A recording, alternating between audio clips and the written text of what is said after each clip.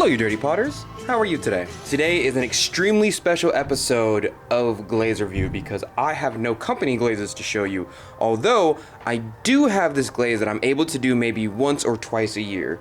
This is my leftover glaze bucket. Yeah, take a look at that right there.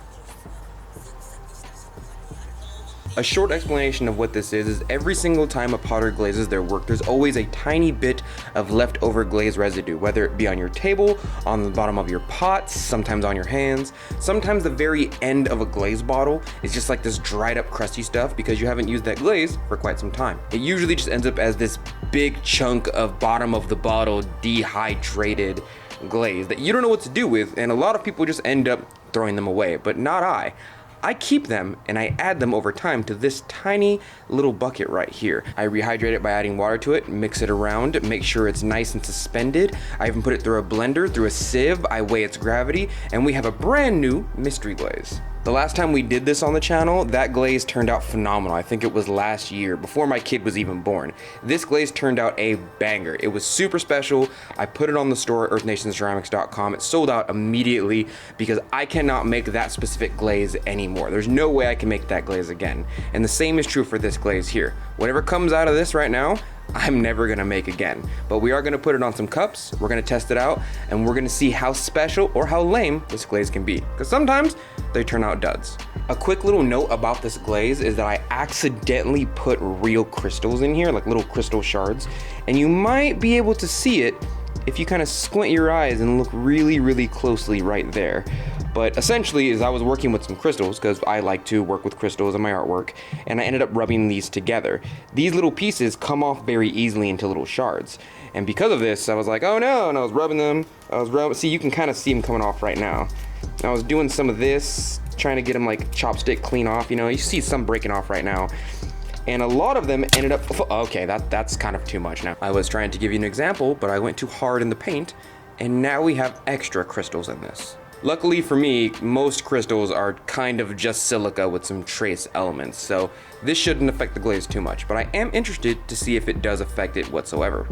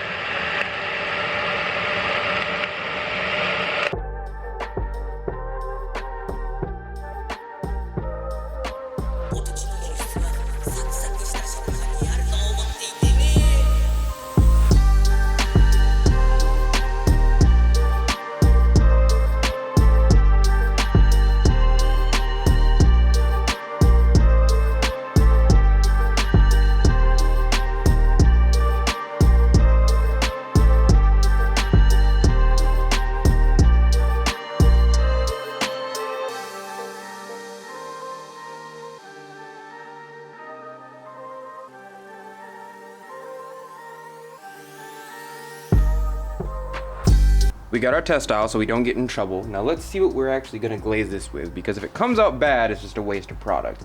But if it comes out amazing, then it's like, well, these have to go to the store. These immediately have to go to the store. Let's do a swirly mug, because these are the most basic things in pottery, and I have 1,000 of them. Let's do this textured mug here, because it has fantastic texture, and I really wanna see how it comes out on that front. And I do also have this black clay body from Aardvark. This clay body looks brown right now, but it comes out like this. It's called charcoal. If you remember on a previous video, we went through this clay body and it turned out fantastic. I love it. I just got a brand new bisque load out and I'm super excited to test it. So I'm gonna do this, this, and this. And I think this should be enough glaze for these three inside and out, and maybe some extra bowls I wanna do on the side.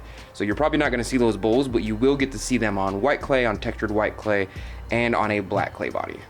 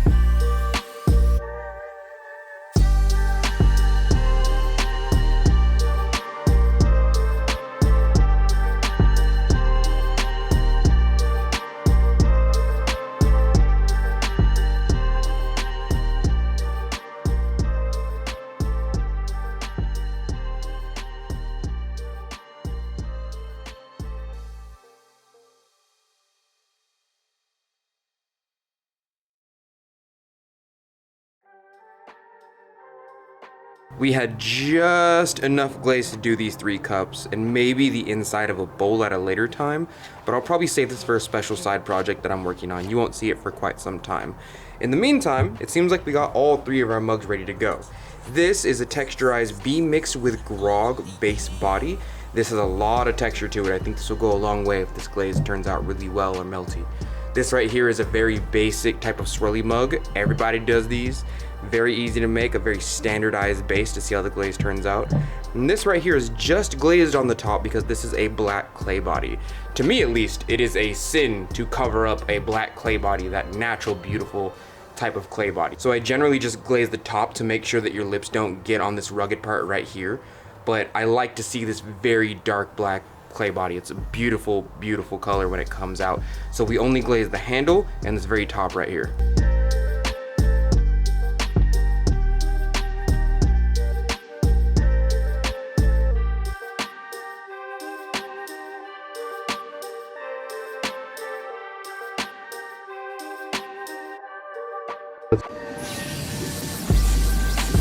Alright, the mystery glaze is out of the kiln. Let's take a look. Let's take a little look-see at the test style first.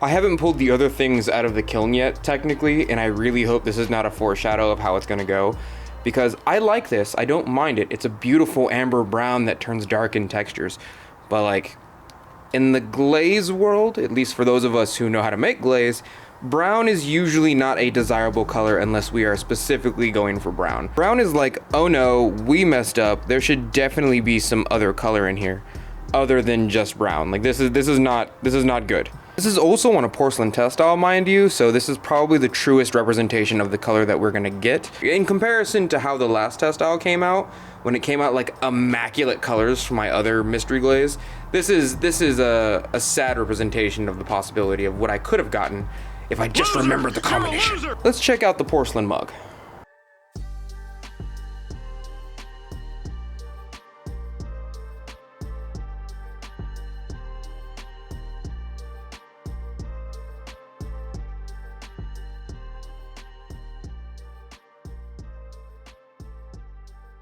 Here's the crazy thing about this mug, right? Here's the insane thing, and I have to take it outside into the real world where there's bad graphics so that you can see this. This glaze here has 1 layer, 2 layer, and when you overlayer it, when you have like 3 layers, you can see some magic happen. There is some blue on the inside of that, and that's only on the spots where I overlayered it. I don't know what that's from. I didn't put any cobalt, I didn't put any blue in there whatsoever. Okay, it's too hot out here, we're going inside. It kind of makes me think that if I overfired this, or if I double fired it, it would turn that type of blue that we just saw on the inside. I really do enjoy the texture on this mug. The main thing that I'm noticing is that the places in which I double dipped it are the places that are getting these dark spots. So this is not very congruent. Like, it's not like I dipped it and then I halfway dipped it and only this part is dark, right? You have some light spots over here, you have some dark spots over here, down here.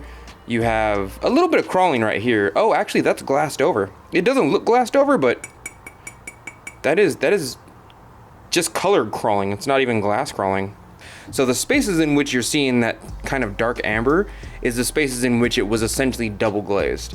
Now this first layer here looks phenomenal. I do like this, and you can see that in the test style as well. Oh, I dropped it.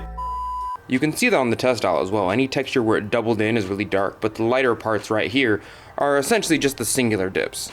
And the same thing essentially happened with the swirly mug right here.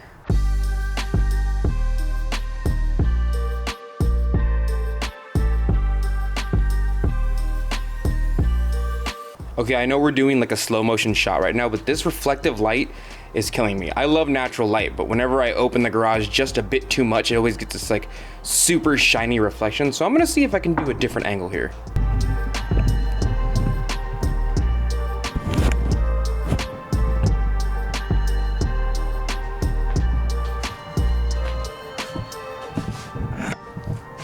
You see, I think this would be a really good angle if the sun didn't suck so hard.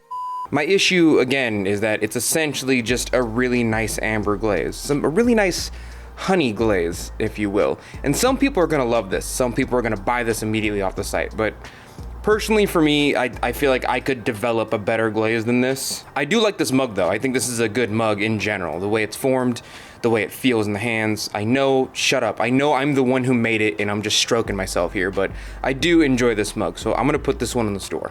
This mug here is a fantastic mug. It has a really good structure to it. The handle's nice and big. You can fit your hands in it. Well, I mean, you can fit your hands in it. My hands are large because I'm a 220-pound dude with banana hands. But this is the charcoal clay body from Aardvark, and I was madly in love with this clay body. I'm finding that it pits a little bit if you overglaze stuff or if you overfire it a tiny bit. And so on the inside, you can really see there's some pits in there.